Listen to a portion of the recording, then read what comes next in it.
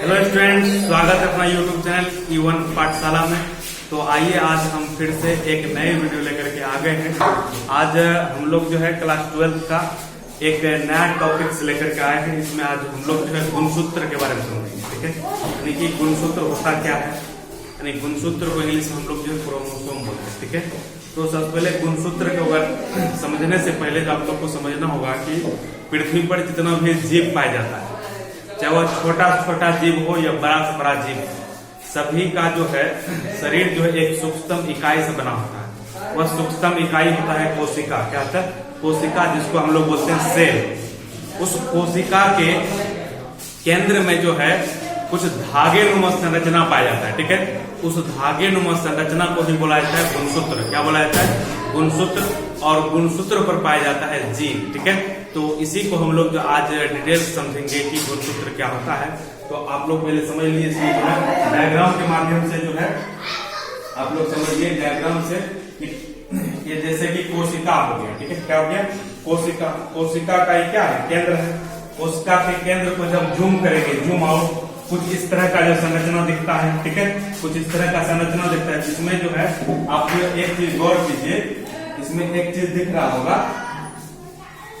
कि कुछ जो है संरचना दिख रहा है, धागे नुमा संरचना इसमें दिख रहा है। ठीक है, यही धागे नुमा संरचना जो है फिर क्या होता है, परिपक्व होकर के जो है गुणसूत्र का जो है निर्माण कर लेता है। ठीक है, तो आप लोग ये समझ गए हैं। आज हम लोग जो है गुणसूत्र को जो है पूरा डिटेल से जो है समझने वाले हैं। ठीक है, तो गुणसूत्र को आज पढ़ेंगे हम लोग।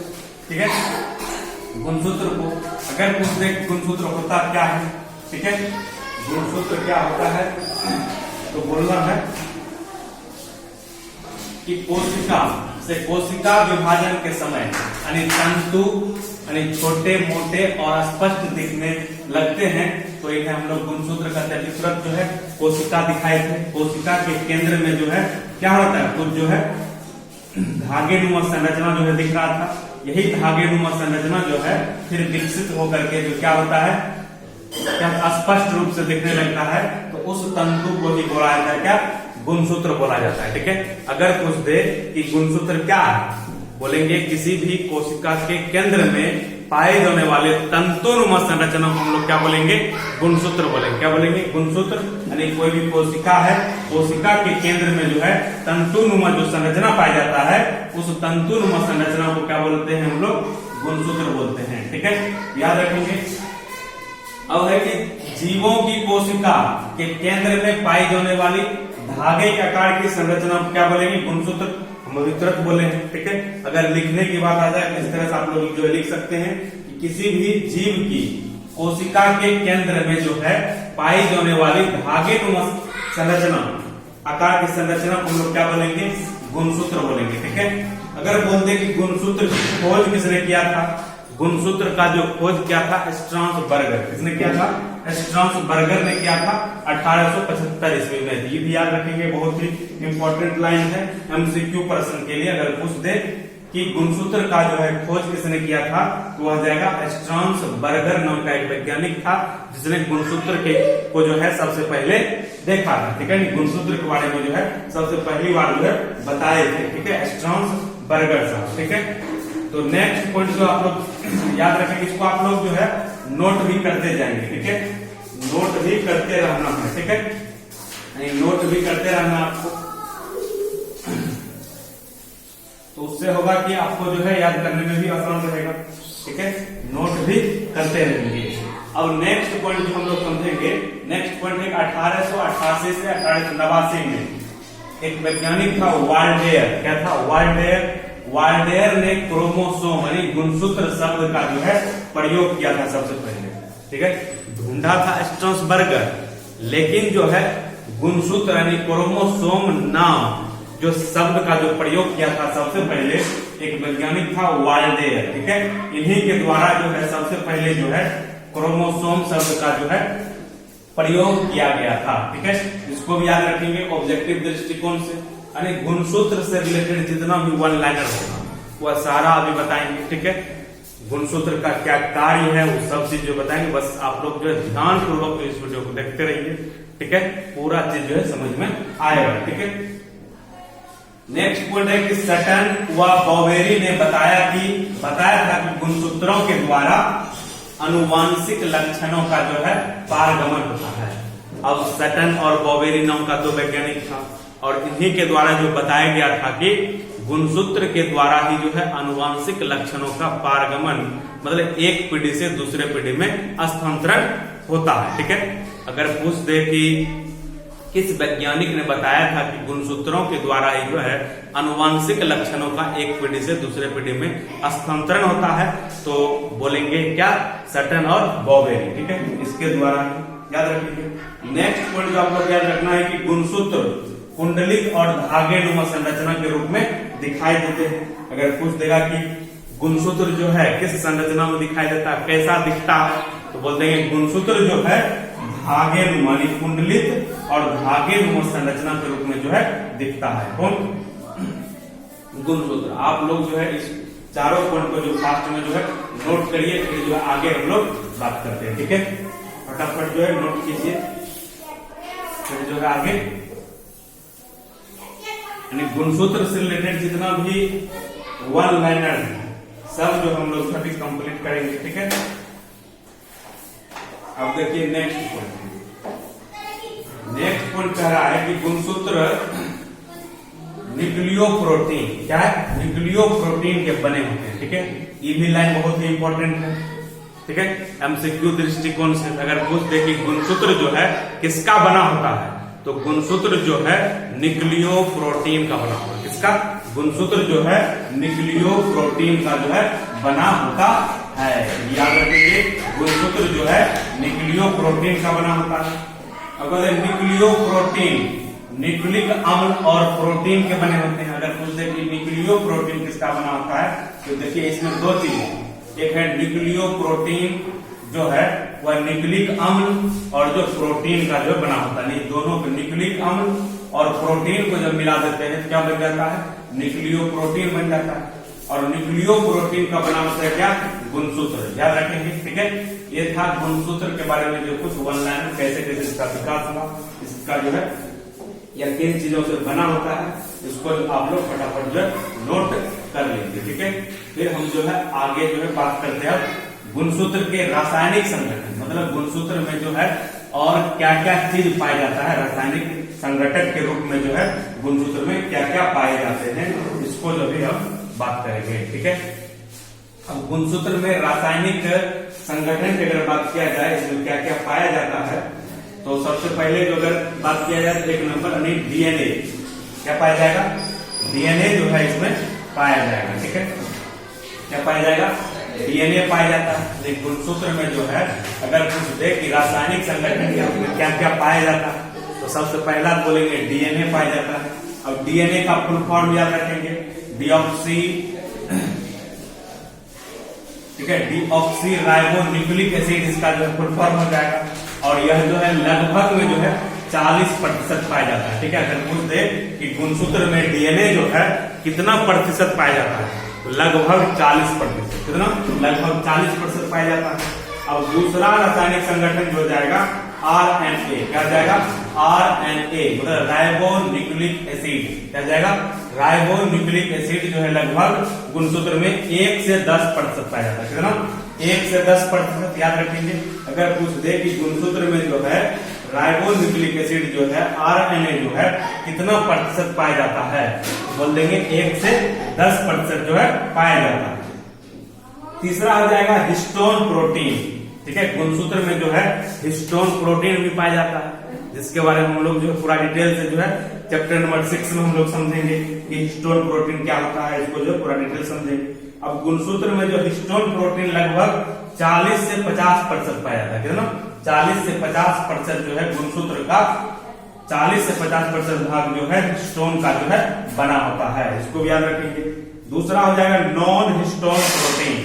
और नॉन हिस्टोन प्रोटीन जो है लगभग 10% जो है गुणसूत्र में नॉन हिस्टोन प्रोटीन पाया जाता है। ये 4 चीज जो है आप लोग को याद रखना है, DNA, RNA, histone protein, non histone protein यानी चारों चीज जो है रासायनिक संगठन के रूप में जो है गुणसूत्र में पाया जाता है। ठीक है, याद रखिए अगर पूछा जाए कि गुणसूत्र में पाए जाने वाले रासायनिक संगठनों के नाम लिखें, आप चारों का नाम लिख देंगे, DNA, RNA, histone, non histone protein. ठीक है, इसको जो आप लोग फास्ट में इसको नोट करिए। ठीक है, इसको नोट कर लीजिए, ये इसका जो है रासायनिक संगठन कौन है और परसेंटेज जो है सबका याद रखना बहुत जरूरी है कि डीएनए कितना परसेंट पाया जाता है, आरएनए कितना परसेंट पाया जाता है, यह सब भी जो है याद रखना है। ठीक है, तो नोट कर लिए होंगे। अब जो है नेक्स्ट हम लोग समझेंगे कि लिंग लक्षणों के आधार पर जो है गुणसूत्र के प्रकार पढ़ेंगे। ठीक है, गुणसूत्र का जो है हम लोग प्रकार को समझेंगे कि लिंग लक्षण के आधार पर। ठीक है, लिंग लक्षण मतलब लिंग लक्षण वैसा लक्षण जिसके माध्यम से जो है जो आने वाले पीढ़ी है, संतान है, उसमें जो है लिंग का पता चलता है। ठीक है, उस लक्षण को लिंग लक्षण बोलेंगे, यानी वैसे गुणसूत्र को। ठीक है, लिंग लक्षण के आधार पर जो है गुणसूत्र का जो हम लोग अभी प्रकार पढ़ेंगे। इसके आधार पर लिंग लक्षण के आधार पर पूछते कि गुणसूत्र कितना प्रकार होता है, बोलेंगे 2 प्रकार होता है। कितना प्रकार के? 2 प्रकार। लिंग लक्षणों के आधार पर जो है गुणसूत्र जो है 2 प्रकार होता है। तो सबसे पहला बोल देंगे कायिक गुणसूत्र, या इसको जो है स्वजात गुणसूत्र भी बोला जाता है, या अलिंग गुणसूत्र भी बोल सकते हैं, या दैहिक गुणसूत्र भी बोल सकते हैं, जिसको इंग्लिश में ऑटोसोम बोलेंगे। क्या बोलेंगे? ऑटोसोम। और दूसरा प्रकार जो हो जाएगा लिंग गुणसूत्र का, वो हो जाएगा लिंग के आधार पर जो दूसरा हो जाएगा लिंग गुणसूत्र। क्या हो जाएगा? लिंग गुणसूत्र यानी सेक्स क्रोमोसोम, यानी लिंग लक्षण के आधार पर गुणसूत्र 2 प्रकार होते हैं। एक पहला प्रकार हो जाए कायिक गुणसूत्र बोलिए, या इसको अलिंग गुणसूत्र बोलिए, या ऑटोसोम बोलिए। ठीक है, दूसरा प्रकार हो जाएगा लिंग गुणसूत्र यानी सेक्स क्रोमोसोम। ठीक है, तो अगर पूछ दे कि लिंग लक्षणों के आधार पर जो है गुणसूत्र कितने प्रकार के होते हैं, तो लिंग लक्षणों के आधार पर जो गुणसूत्र जो है 2 प्रकार के होते हैं। ठीक है, याद रखेंगे, एक हो जाएगा अलिंग लक्षण, एक हो जाएगा लिंग लक्षण। ठीक है, अलिंग गुणसूत्र, एक हो जाएगा लिंग गुणसूत्र। इसको जो है आप लोग फास्ट में जो है दोनों प्रकार में लिखिए। ठीक है, फिर जो है दोनों के बारे में जो पूरा डिटेल्स हम लोग समझेंगे कि लिंग लक्षण वाला गुणसूत्र क्या होता है और अलिंग गुणसूत्र लक्षण वाला गुणसूत्र जो है क्या होता है। ठीक है, तो बारी बारी से सब कुछ हम लोग समझेंगे। तो सबसे पहले हम जो है अलिंग गुणसूत्र को ही समझेंगे कि जिसको हम लोग कायिक गुणसूत्र भी बोल सकते हैं। क्या बोलते हैं? फर्स्ट नंबर हम लोग समझे अभी कायिक या स्वजात गुणसूत्र या अलिंग गुणसूत्र या दैहिक गुणसूत्र बोल सकते हैं। तो बोलेंगे ऐसे गुणसूत्र जो जीवों में लिंग लक्षणों, ठीक है, लिंग लक्षणों को छोड़कर अन्य सभी लक्षणों का निर्धारण करता है, उसे हम लोग बोलेंगे क्या? अलिंग गुणसूत्र। ठीक है, बोलेंगे वैसा गुणसूत्र जो लिंग लक्षणों को छोड़ करके, ठीक है, किसी भी जीव में जो है लिंग लक्षणों को छोड़ करके अन्य सभी लक्षणों का एक पीढ़ी से दूसरे पीढ़ी में पहुंचाने में मदद करता है, तो उस गुणसूत्र को बोला जाएगा अलिंग गुणसूत्र बोलेंगे। ठीक है, तो याद रखना है कि अलिंग गुणसूत्र, जैसे अगर मनुष्य की बात किया जाए तो मनुष्य में जो है 22 जोड़ा मतलब 44 जो है अलिंग गुणसूत्र होता है, क्योंकि उसका जो 44 गुणसूत्र जो होता है उसका दूर दूर तक कोई भी संबंध जो है लिंग लक्षणों से जो है नहीं है। ठीक है, टोटल अगर बात किया जाए तो मनुष्य में 46 गुणसूत्र पाया जाता है, यानी जिसको 23 जोड़ा बोल सकते हैं। ठीक है, जोड़ा बोलेंगे तो 23 जोड़ा, उसमें से जो है 22 जोड़ा जो होता है वह अलिंग गुणसूत्र होता है। ठीक है, और एक जोड़ा जो होता है वह लिंग गुणसूत्र होता है। ठीक है, वही एक जोड़ा जो है लिंग निर्धारण में जो है क्या करता है? सहायता करता है। आने वाले जो है पीढ़ी है, आने वाले जो संतान है, उसमें वह लड़का होगा या लड़की होगा, बस वही एक जोड़ा गुणसूत्र पर जो है डिपेंड करता है। ठीक है, तो आप लोग अलिंग गुणसूत्र समझ गए होंगे। इसको फास्ट में आप लोग जो नोट भी कर सकते हैं कि अलिंग गुणसूत्र क्या होता है। अलिंग गुणसूत्र को और भी किन किन नामों से जाना जाता है यह भी याद रखना। कायिक भी बोल सकते हैं, ठीक है, या दैहिक गुणसूत्र भी बोल सकते हैं। अगर पूछ दे कि मनुष्य में जो है कितना जोड़ा जो है अलिंग गुणसूत्र पाया जाता है, बता दिए कि 22 जोड़ी जो है अलिंग गुणसूत्र पाया जाता है, यानी 44 अलिंग गुणसूत्र जो है पाया जाएगा मनुष्य में। जो अलिंग गुणसूत्र होता है नर और मादा दोनों में क्या होता है? समान प्रकार होगा। मतलब अगर X जैसे मनुष्य की अगर बात किया जाए तो जो 44 गुणसूत्र है, जो नर में 44 होगा वह भी XX ग्रुप वाला होगा, और मादा जो होगा उसमें भी XX ग्रुप वाला ही होगा। यानी नर और मादा में ये 44 गुणसूत्र जो है समान प्रकार के जो है होगा XX वाला। ठीक है, तो याद रखेंगे। और जो एक बताएंगे हम लोग लिंग गुणसूत्र हुआ जो है अलग हो जाएगा नर और मादा। ठीक है, तो याद रखेंगे इसको भी। ठीक है, अब जो है फास्ट में जो है नोट भी करिए। अब देखिए इसमें जो है नेक्स्ट एक पॉइंट याद रखिए कि ये लिंग गुणसूत्र से जो है अधिक संख्या में होता है। ठीक है, जो लिंग गुणसूत्र जो हम लोग पढ़े थे एक जोड़ा होगा। ठीक है, समझेंगे। और उससे जो है ज्यादा मात्रा में जो है ओलिंग गुणसूत्र पाया जाता है। अगर पूछ दे कि किस प्रकार के गुणसूत्र की संख्या किसी भी जीव में अधिक मात्रा में होता है तो वह बोलेंगे ओलिंग गुणसूत्र। यानी ओलिंग गुणसूत्रों की संख्या जो है किसी भी जीव में जो है अधिक मात्रा में पाया जाता है। ठीक है, तो मनुष्य में भी वही बात है। मनुष्य में 44 जो है गुणसूत्र पाया जाएगा ओलिंग गुणसूत्र। क्या पाया जाएगा? ओलिंग गुणसूत्र। ठीक है, याद रखेंगे। यानी किसी भी जीव में जो है ओलिंग गुणसूत्रों की संख्या क्या होता है? बहुत अधिक संख्या में पाया जाता है। और इसका जो है लिंग निर्धारण में कोई भी जो है संबंध नहीं होता है। ठीक है, याद रखेंगे। ओलिंग गुणसूत्र आप लोग समझ गए हैं। अब हम लोग जो है दूसरा जो है समझेंगे लिंग गुणसूत्र को। ठीक है, क्या समझेंगे? लिंग गुणसूत्र क्या होता है? बोलेंगे वैसे गुणसूत्र जो लिंग निर्धारण में मदद करता है। क्या करता है? जो लिंग निर्धारण में मदद करता है उसको हम लोग बोलेंगे लिंग गुणसूत्र। क्या बोलेंगे? लिंग गुणसूत्र। यानी वैसे गुणसूत्र, यानी किसी भी जीव के शरीर के अंदर पाए जाने वाले वैसे गुणसूत्र जो लिंग निर्धारण में मदद करता है। ठीक है, उसको हम बोलेंगे लिंग गुणसूत्र जो है बोलेंगे। ठीक है, सेक्स क्रोमोसोम। यानी ऐसे गुणसूत्र जो जीवों में लिंग निर्धारण करते हैं उन्हें क्या बोलेंगे? लिंग गुणसूत्र बोलेंगे। ठीक है, और लिंग गुणसूत्र जो है मनुष्य में जो है एक जोड़ी यानी 2 लिंग गुणसूत्र जो है पाया जाता है। अगर पूछते कि मनुष्य में जो है कुल कितने लिंग गुणसूत्र पाए जाते हैं तो बोलेंगे 2 पाए जाते हैं। अगर जोड़ा हम पूछ दे तो 1 जोड़ा बोलेंगे। मनुष्य में जो है 1 जोड़ा जो है गुणसूत्र पाया जाएगा लिंग गुणसूत्र, और यानी कि 2 पाया जाएगा। इसको भी याद रखेंगे। और यह जो लिंग गुणसूत्र जो होगा नर और मादा दोनों में क्या होगा? अलग अलग होगा। ठीक है, जो नर और मादा दोनों में जो है लिंग गुणसूत्र क्या होता है? अलग अलग। जैसे कि नर में आप लोग पढ़े होंगे पिछले चैप्टर में जो बताए थे, नर में क्या होता है? XY होता है। ठीक है, दोनों अलग अलग प्रकार के जो है क्रोमोसोम यानी गुणसूत्र होता है, और मादा में जो XX होगा। ठीक है, अब देखिए इसमें दोनों अलग अलग प्रकार के गुणसूत्र पाया जाता है, इसलिए इसको बोलेंगे विषमजात गुणसूत्र। क्या बोलेंगे? विषमजात। और जो यह इसमें जो है दोनों सेम प्रकार का है इसको बोलेंगे समजात। ठीक है, तो पूछ सकता है नर क्या होता है? तो विषमजात होता है, और जो मादा जो है समजात होता है, क्योंकि इसमें जो है गुणसूत्र अलग अलग पाया जाता है नर में, और मादा में जो है एक ही तरह के जो है गुणसूत्र जो है पाए जाते हैं। तो यह था लिंग गुणसूत्र के बारे में हम लोग जो समझे, और यह इसको आप लोग जो फास्ट में जो है नोट भी जो है कर लीजिए कि लिंग गुणसूत्र क्या होता है। अगर आ जाएगा तो इतना ही आपको लिखना। ठीक है, लिंग गुणसूत्र का जो है परिभाषा अगर पूछ देगा इतना ही आप लोग को जो है लिखना होगा। ठीक है, इतना ही लिखेंगे तो आपको आंसर पूरा नंबर जो है मिलेगा। तो आइए अब जो आगे हम लोग बढ़ते हैं, इससे रिलेटेड ही और भी पॉइंट हम लोग समझेंगे। अब देखिए यहाँ पर जो है जो बोले बस वही उसी को जो है यहाँ लिखे हैं। ठीक है, कहते हैं नर के लिंग गुणसूत्र को जो है XY तथा मादा के लिंग गुणसूत्र को जो है XX से प्रदर्शित किया जाता है। इस लाइन को भी आप लोग जो याद रखते हैं। अगर पूछ दे कि नर के लिंग गुणसूत्र किस प्रकार का होता है? XY, और मादा के लिंग गुणसूत्र जो होता है XX से प्रदर्शित किया जाता है।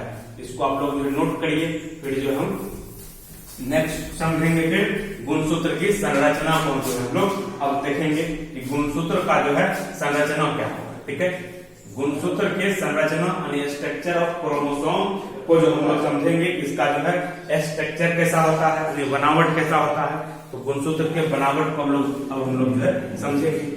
देखिए, संयुक्त सूक्ष्मदर्शी से देखने पर जो है प्रत्येक गुणसूत्र में जो है कुछ भाग दिखाई दिया। ठीक है, अब वह क्या कौन कौन से भाग था तो उस भाग को जो भी हम लोग समझेंगे जब गुणसूत्र को जो है संयुक्त सूक्ष्मदर्शी से जब देखा गया, ठीक है, किसे देखा गया, संयुक्त सूक्ष्मदर्शी से जब देखा गया उसमें जो है कुछ भाग दिखाई दिया, ठीक है। देख लीजिए यहाँ पर जो है आपको पूरा जो है दिखाते हैं डायग्राम के माध्यम से, ठीक है। इसमें जब इसको सरल सूक्ष्मदर्शी के माध्यम से जब देखा गया तो कुछ इस तरीके का जो है संरचना दिखा था, ठीक है। आप लोग को पूरा डायग्राम जो है दिख रहा होगा, ठीक है, पूरा दिख रहा होगा, ठीक है। ये था क्या, पूरा गुणसूत्र जो इस तरीके से दिखा था। इसमें जो एक भाग दिखा था यह दिखा था मैट्रिक्स, ठीक है। क्या दिखा था, मैट्रिक्स जो है इसमें एक भाग दिखा था जब इसको सरल सूक्ष्मदर्शी की मदद से जब देखा गया तब, ठीक है। क्या दिखा था, मैट्रिक्स दिखा था। एक जो भाग है ये दिखा था क्रोमेटिन। अब देखिए ये जो गुणसूत्र के चारों तरफ का जो लेयर है, ठीक है, चारों तरफ का, इसके बीच में जो कुछ द्रव, इसको बोला जाता है मैट्रिक्स। क्या बोलते हैं, मैट्रिक्स। अब ये जो क्रोमेटिन है, धागे नुमा संरचना दिख रहा है, उसको बोलते हैं, ठीक है, क्रोमोमियर है। और ये जो चारों तरफ की संरचना ये दिख रहा है इसको बोलेंगे पेलिकल। क्या बोलेंगे, पेलिकल, ठीक है। ये पेलिकल के चारों तरफ एक द्रव पाया जाता है, ठीक है, उसको पाया जाता है क्या, मैट्रिक्स बोलते हैं, ठीक है। अब देखिए जैसे ये जो गुणसूत्र है बीच में आकर के थोड़ा क्या होता है, सकरा टाइप का रास्ता बनाता है। इस सकरा रास्ता को इसको बोला जाता है सेंट्रोमियर। क्या बोलते हैं, सेंट्रोमियर बोलते हैं। नहीं, यह हो गया प्राथमिक संकरा, ठीक है, याद रखेंगे। और इसके नीचे जो आप लोग अगर दिख रहा हो तो यहाँ जो है एक भाग दिख रहा होगा, तो सॉरी,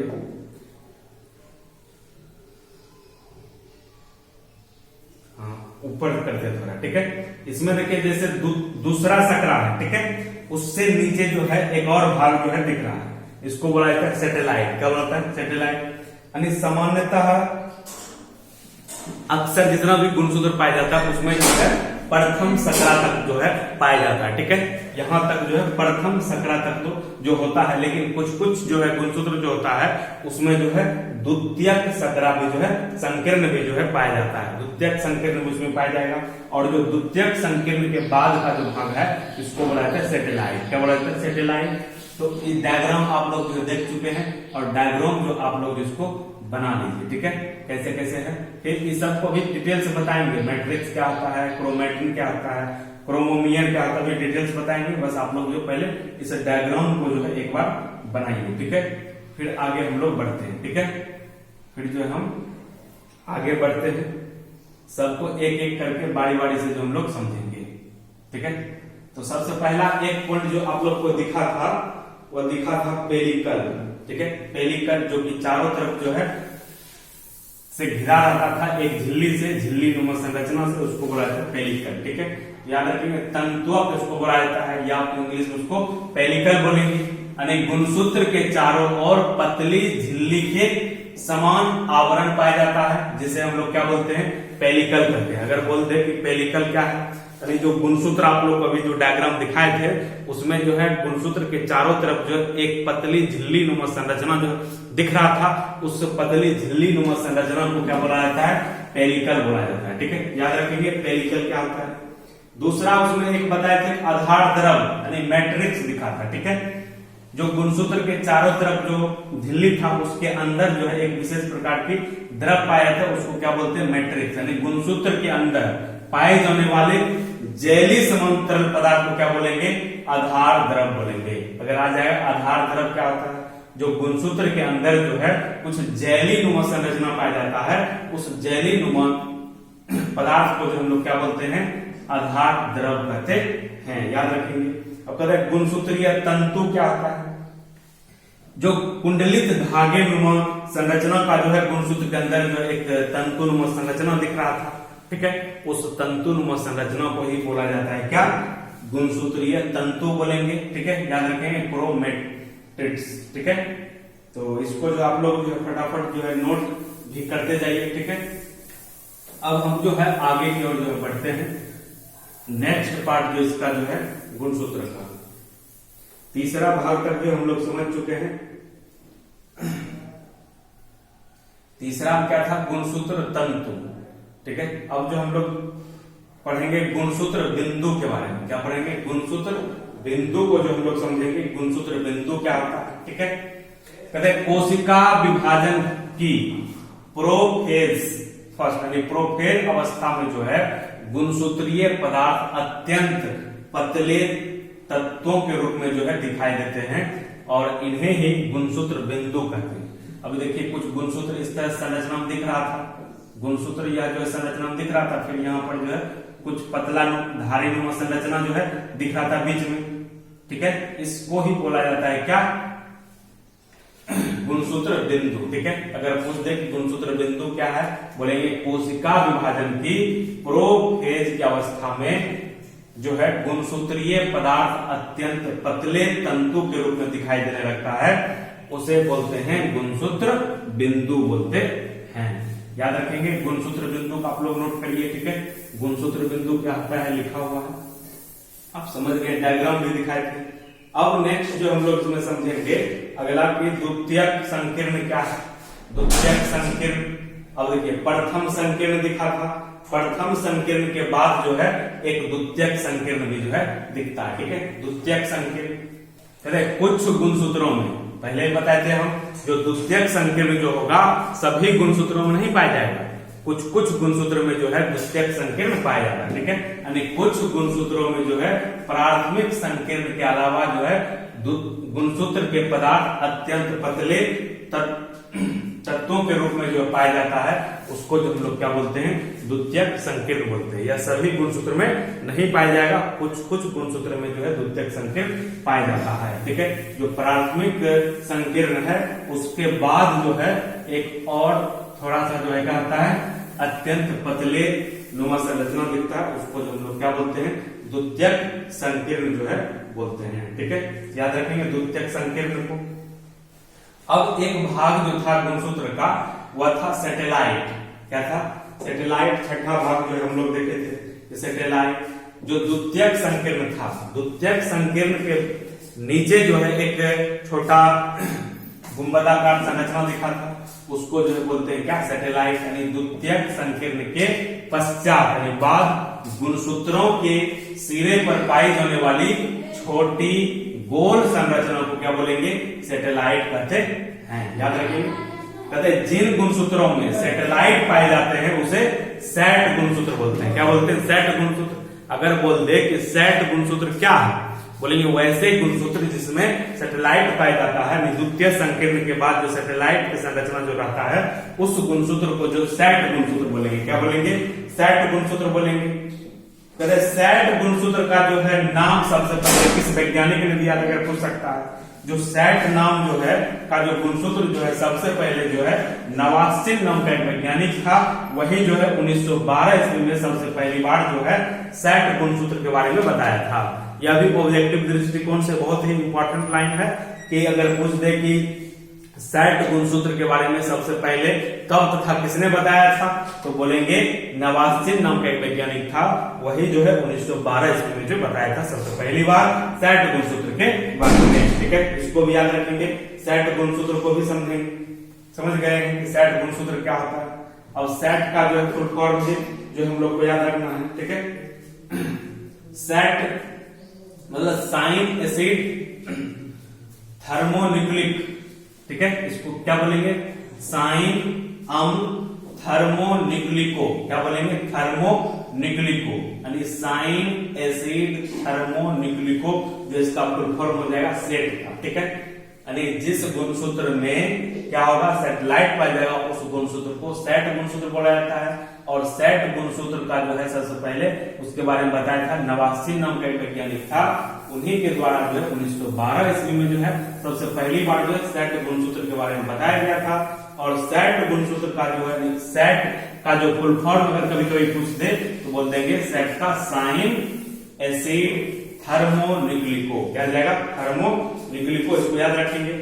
अब देखिए गुणसूत्र में जो 23वां जोड़े गुणसूत्र होते हैं, जिसमें गुणसूत्र की संख्या जो है 13वां 14वां और 15वां और 21वां तथा 22वें जोड़े जो है सैट गुणसूत्र होता है। मनुष्य मानी अगर एग्जांपल में अगर पूछ दे कि कौन कौन से जोड़े वाला गुणसूत्र जो है सैट गुणसूत्र होता है, तो याद रखेंगे 13वां, 14वां, 15वां और 21वां और 22वां जोड़ा जो गुणसूत्र होता है वह सेट गुणसूत्र कहलाता है।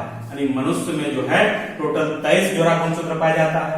अब इस 23 जोड़े में से जो है 13वां जोड़ा, 14वां, 15वां, 21वां और 22वां जोड़े जो गुणसूत्र होता है वह सेट गुणसूत्र कहलाता है। ठीक है, याद रखिए सेट गुणसूत्र कौन कौन हो जाएगा मनुष्य में, तो 13वां, 14वां, 15वां और 21वां जोड़ा जो है सेट गुणसूत्र जो है होता है। इसको याद रखना है कि सेट गुणसूत्र कौन कौन है।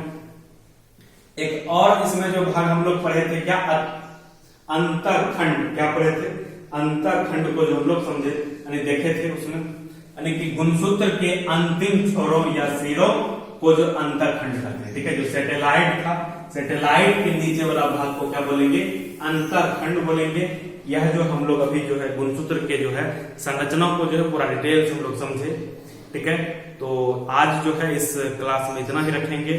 कल जो हम लोग जो है और इसको जो आगे बढ़ाएंगे, गुणसूत्र के कार्य को जो अच्छे से समझेंगे, गुणसूत्र का क्या क्या कार्य है किसी भी जीव के शरीर के अंदर। ठीक है, वीडियो अच्छा लगा हो तो अपने अधिक से अधिक दोस्तों के साथ इस वीडियो को साझा कीजिए और लाइक कीजिए। इस चैनल पर अगर अभी तक आप लोग नहीं जुड़े हैं तो चैनल से को सब्सक्राइब करके जो है जुड़ सकते हैं। ठीक है, इससे होगा क्या, आप लोग को जो है फ्री ऑफ कॉस्ट जो एक नोटिफिकेशन जाएगा, जो भी क्लास आप जैसे क्लास स्टार्ट होता है आप लोग को जो है नोटिफिकेशन जाएगा और आप लोग जो आसानी से उस क्लास का जो है आनंद ले पाएंगे और जो है सीख पाएंगे। ठीक है, तो बहुत बहुत धन्यवाद वीडियो देखने के लिए।